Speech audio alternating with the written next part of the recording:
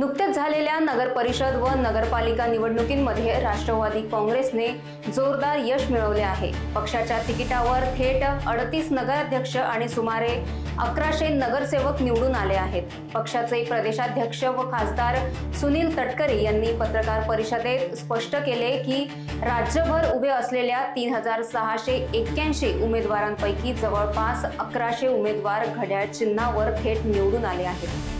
युतीतील मित्रपक्ष भाजप आणि शिवसेना यांना देखील जनतेकडून सकारात्मक प्रतिसाद मिळाला आहे।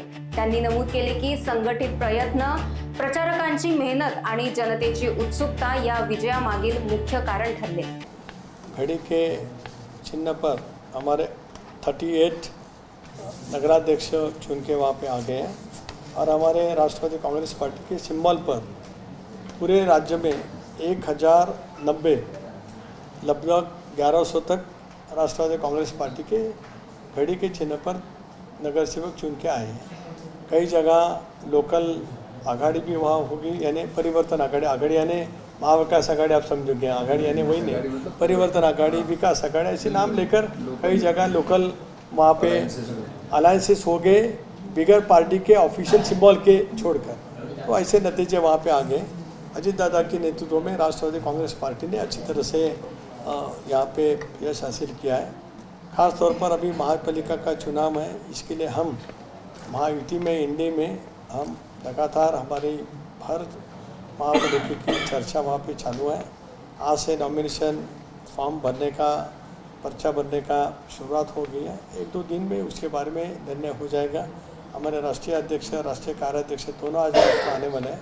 कल फिर दोबारा हमारी बैठक हो जाएगी और अलग अलग महानगर पालिका में जो कुछ चर्चा लोकल स्तर पर हो गई है उसकी जानकारी हम लेंगे और उसके बाद हम तय करेंगे। 2-3 दिन अजीत दादा लगातार पुणे में ही हैं और कुछ काकड़े उनके स्पोक्समैन पर्सन है, उसके बारे में मैं क्यों टिप्पणी करूं।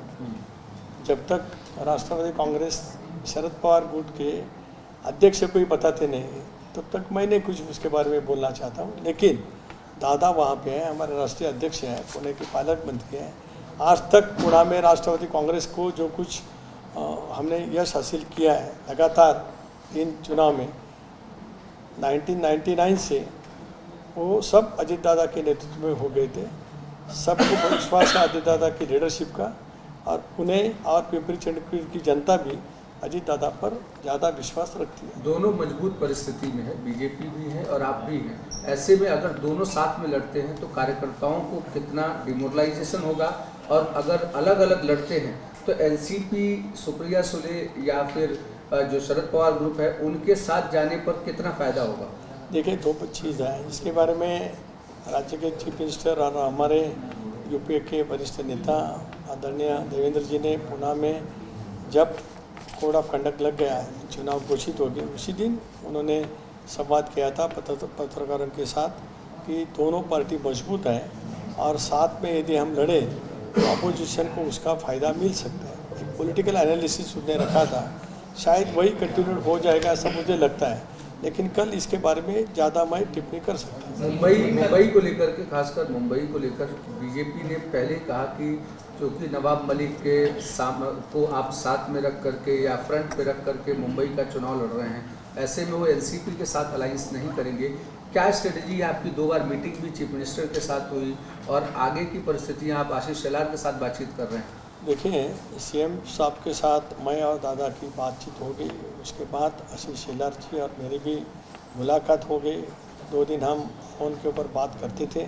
शायद आज या कल फिर दोबारा हम मिलेंगे और आने वाले चुनाव में कैसे साथ में जाने का हम तय करें। सर, दादा हमेशा से सेकुलर सियासत की बात करते हैं लगातार चुनाव में जिस तरह से, लेकिन बीजेपी की तरफ से, शिंदे सेना की तरफ से कुछ नेता हैं जो लगातार पोलराइज होने वाले बयान दे रहे, बातें कर रहे हैं। बतौर साथी दल आप उन्हें क्या कहेंगे, क्योंकि खासतौर पर मुंबई को लेकर पोलराइज करने का प्रयास किया जा रहा है?